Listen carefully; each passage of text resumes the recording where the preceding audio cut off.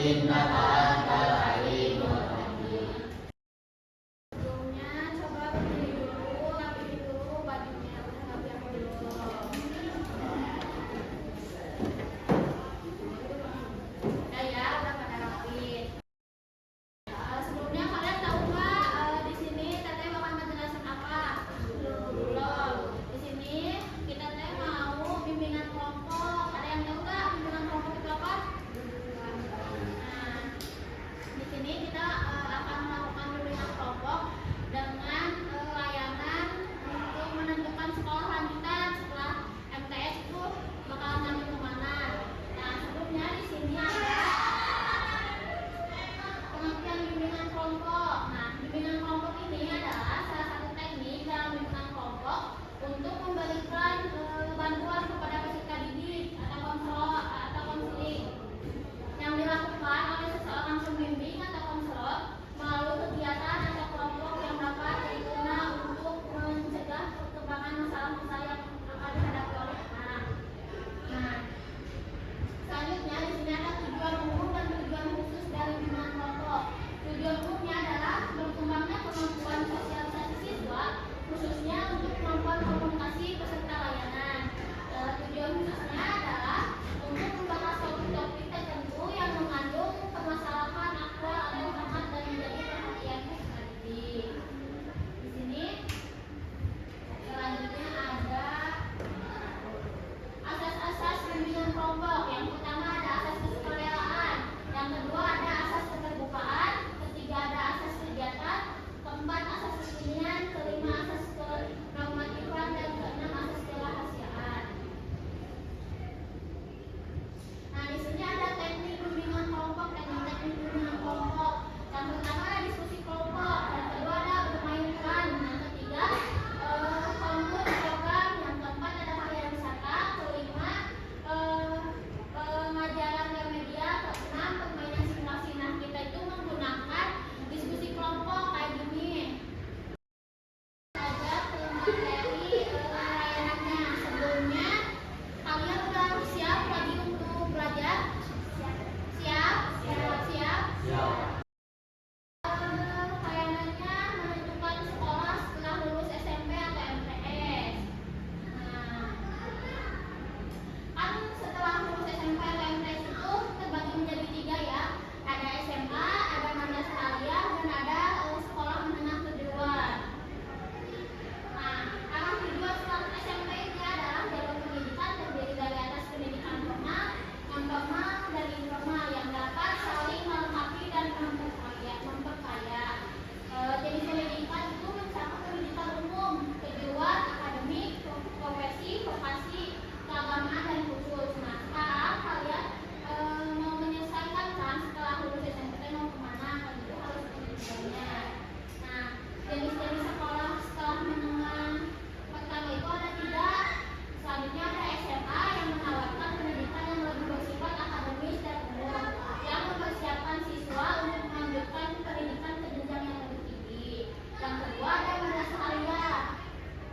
Nah, madrasah aliyah ini menawarkan pendidikan seperti di SMA, tetapi ada kelebihannya yaitu keagamaannya. Jadi di pelajarannya ada pelajaran agama-agama Islamnya. Nah, kalau SMA siswa itu berfokus pada keterampilan praktis dan kejuruan yang langsung bisa diterapkan di dunia kerja atau kurikulum SMA yang mencakup program magang dan mudah mendapatkan pekerjaan setelah sekolahnya. Nah, sebelumnya kalian harus memutuskan dulu sekolah tujuan yang akan kalian pilih, yaitu SMA, MA, atau SMA gitu. Nah, kalau SMA sebaiknya kalian harus memiliki dan memahami ciri khas sekolah tersebut. Nah, sehingga kalian bisa menjadi mantap dan merasa betah belajar di dalamnya, serta selalu bermotivasi untuk selalu meningkatkan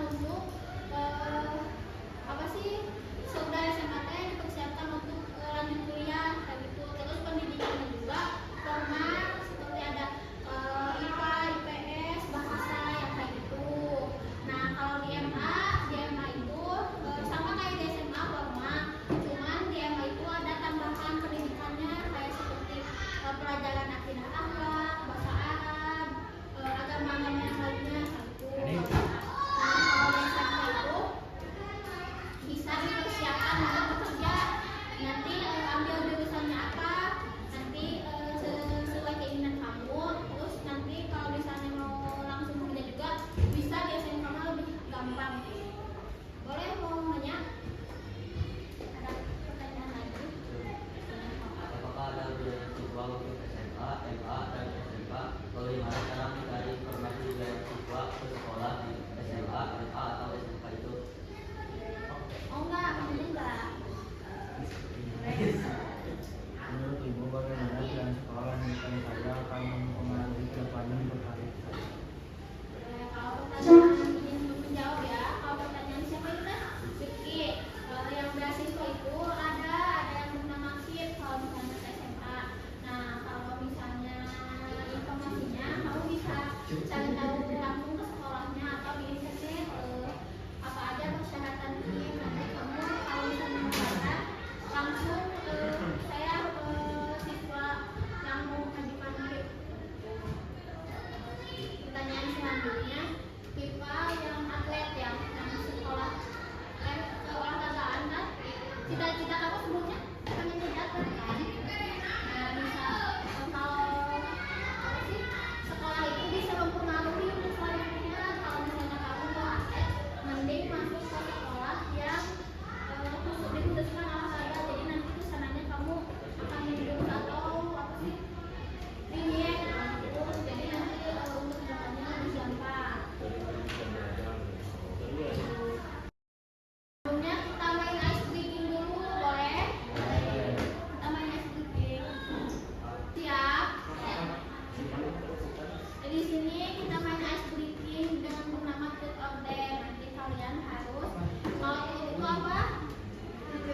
Itu kejujuran. Kalau dare itu harus melakukan tantangan. Ambil.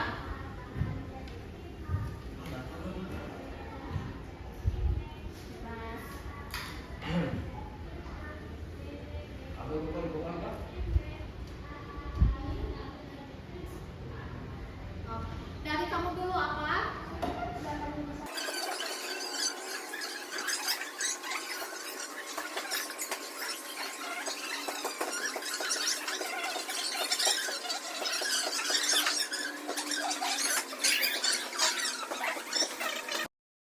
Ini kita melakukan evaluasi terlebih dahulu dengan cara tuliskan nama, terus sekalian ingin sekolah kemana dan alasannya kenapa.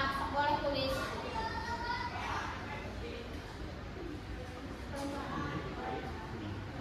Boleh tulis ya kalian namanya, sekolahnya pengen kemana, tujuannya kenapa, dan alasannya kenapa. Oke, kasih waktu 5 menit ya, 1 atau 1 menit. Kalau udah, silakan.